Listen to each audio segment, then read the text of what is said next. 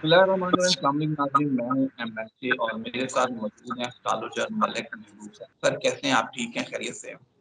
अल्लाह का करम है, एहसान है। आप बताएं सर, कैसे हैं? सर अल्लाह का बड़ा करम, बड़ा फजल। दो तीन सवाल हैं, पहले हम बात उनसे शुरू करते हैं, फिर आपसे बाकी चीजों पे बात भी करेंगे। पहला सवाल ये है कि पाकिस्तान के जो हालात है ये कब ठीक होगा, पाकिस्तान अपने पैरों पे कब खड़ा हो? स्टोरेबिलिटी हवाले से आप बता दें कि कितना टाइम लगेगा, कोई पॉसिबिलिटी है कि या ऐसे ही चलता रहेगा?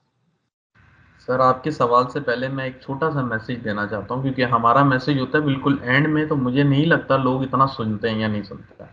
मैं बाय चांस आज थोड़ा सा टाइम मिला तो मैं कमेंट्स पढ़ रहा था, तो उन कमेंट्स में कोई साहब हैं, कौन है, एक तो ये लिखते ही नहीं है कि अपना नाम क्लियरली नहीं लिखता है कि हम उनको बता सकें।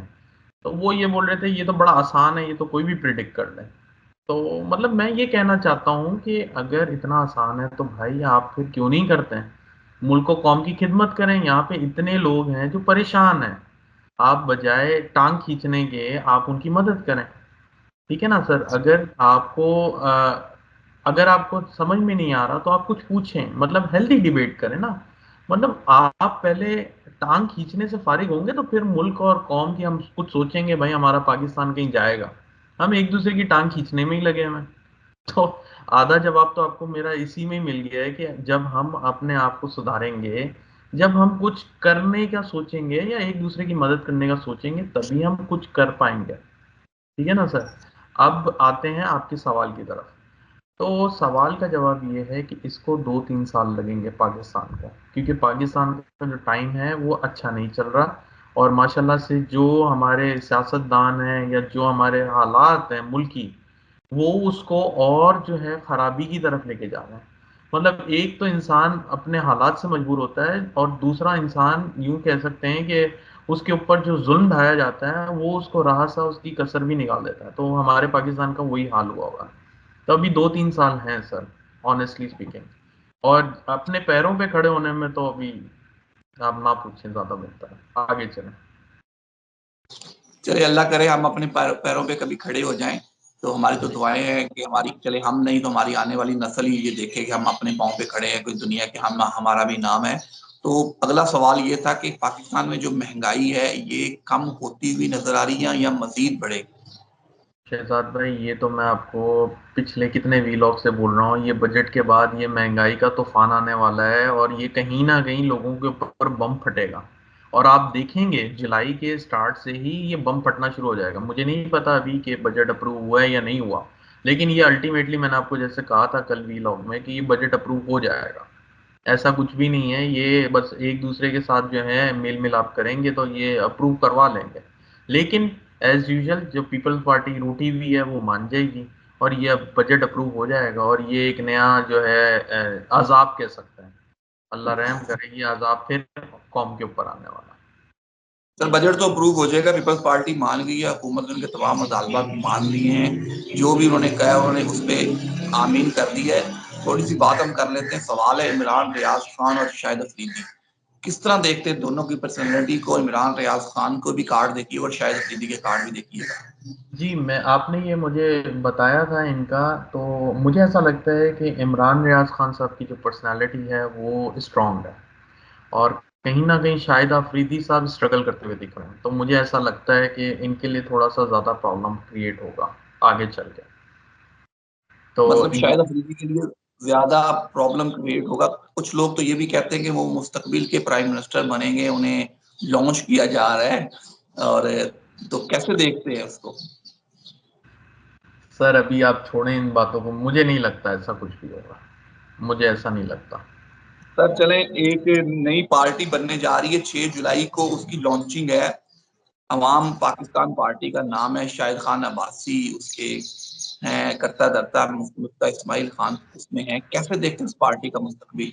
क्योंकि पीछे इस्तेकाम बनी थी, इस्तेकाम तो पता नहीं कहाँ गई।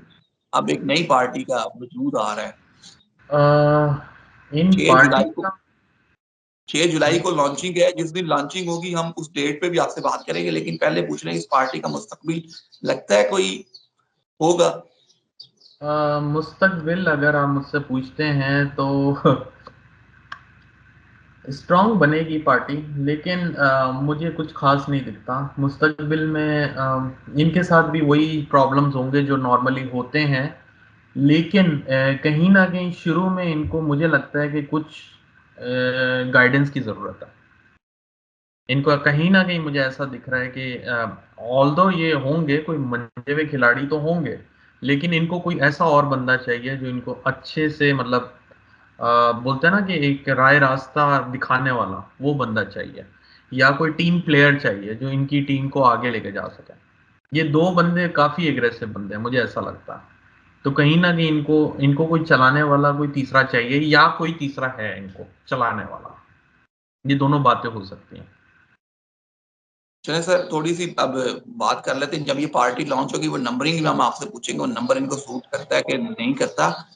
थोड़ी सी हम्म। हमने महंगाई की बात की, मैंने थोड़ा टॉपिक सेट किया, आपसे बात कर रहा हूँ। जो पाकिस्तानी नौजवान है जो बाहर जाना चाहता है, क्या मशवरा हम्म। देते हैं हिस्टोरिकली कि पाकिस्तानी नौजवान को 2 3 4 साल बाहर जाके काम करना चाहिए? अगर जाना चाहिए तो कौन से ऐसे मुल्क हैं जो सेफ हैं, जहाँ पे आगे मुस्तकबिल है? जैसे अब समझते हैं साउथ अफ्रीका का मुस्तकबिल है, या मिडल ईस्ट में नौजवानों को जाना चाहिए। अब तो यूरोप की तो हम सुन रहे हैं कि उसकी तो तबाही करीब है।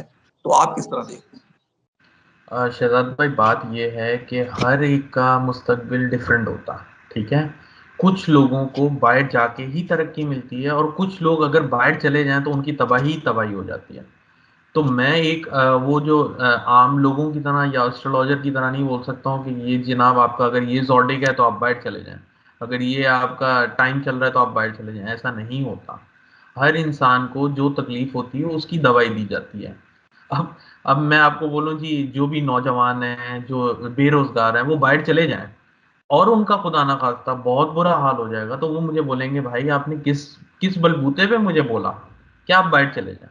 आप मेरी बात समझ रहे हैं?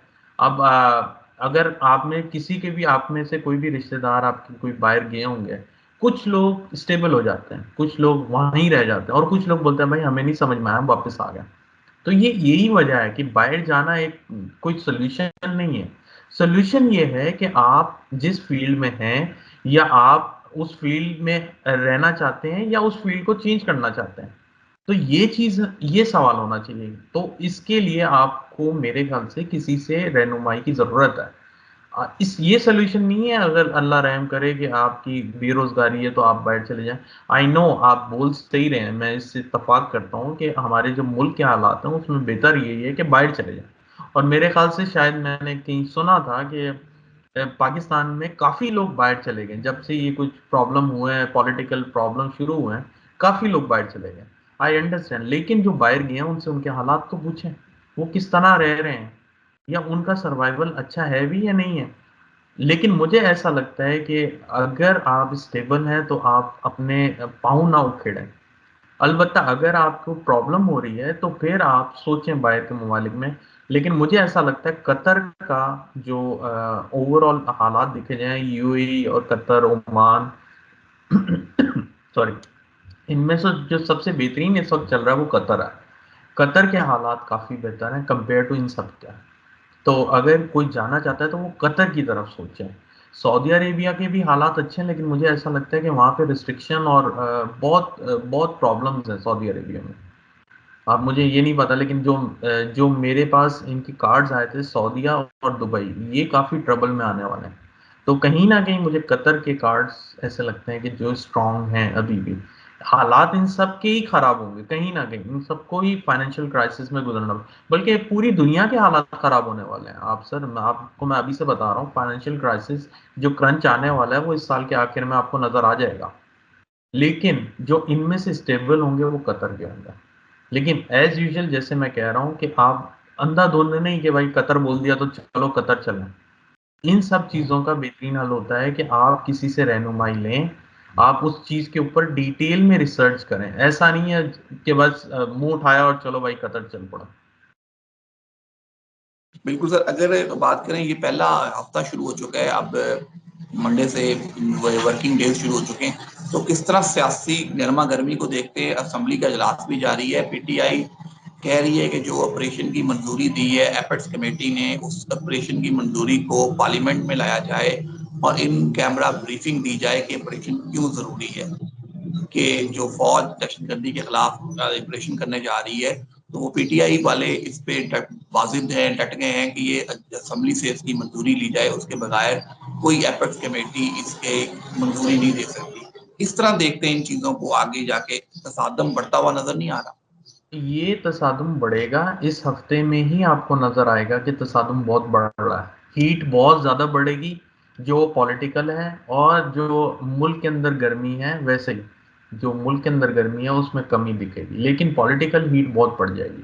और आज क्या है, जैसे 23 से 30, मतलब ये जो हफ्ता है ना सर, बहुत क्रिटिकल, आप देखेंगे ये हफ्ता बहुत क्रिटिकल है, आपको नजर आएगा, स्पेशली आखिर के दिन बुध जुमेरात जुम्मा, यहाँ से आपको जो है ना बहुत ज्यादा डेडलॉक सिचुएशन दिखेंगी आपको, कि अब जो है ना मामला ऐसा अड़ गया है, जैसे ऐसे हालात दिखेंगे। तो कहीं ना कहीं मुझे ऐसा लगता है कि हुकूमत के जो है ना चांसेस बड़े वीक होते हुए दिख रहे हैं।